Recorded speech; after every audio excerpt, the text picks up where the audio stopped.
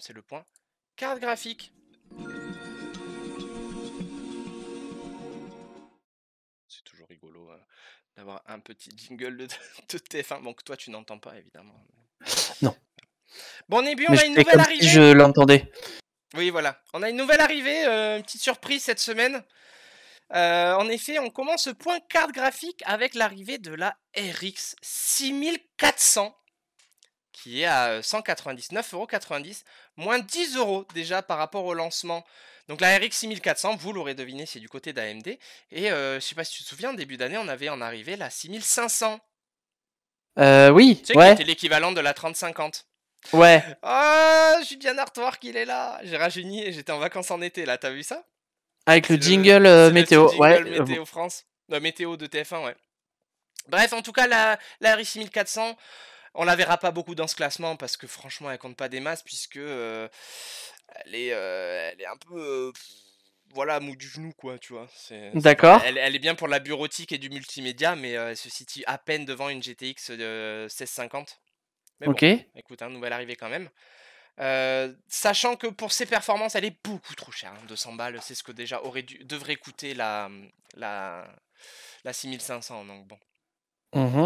Bon, bref, toujours du côté de chez AMD, on a la RX 6600 qui perd 25 € et qui passe de 454,90 € à 429,90 €. Donc c'est plutôt pas mal. Ça descend. Ouais, exactement. Sa version XT baisse aussi, passant de 549,90 € à 519,90 €. Pour les autres modèles AMD, pas de changement de prix. Par contre, du côté de chez Nvidia, on a d'abord la GTX 1660 Super qui prend 80 € en une semaine. Ah bon? Je sais pas ce qui s'est passé. Bon, voilà. Mais bon, on a la RTX 3060 Ti qui baisse et qui passe de 619,90 € à 589,90 €. Donc, comme tu dis, ça baisse, sachant qu'en plus, c'est une bonne carte, mine de rien. La RTX 3070 Ti, je sais pas si je vous ai déjà dit, mais j'ai une RTX 3060 Ti. Elle baisse également et passe à 789,90 € contre 849,90 € la semaine dernière. Par contre, la RTX 3090 coûte 50 € de plus cette semaine. Et figurez-vous qu'aujourd'hui, on l'a vu aujourd'hui, on trouve 162 références de cartes Nvidia et AMD en stock. Donc bah voilà, ça évolue quoi, ça évolue. On va pouvoir s'acheter des cartes graphiques.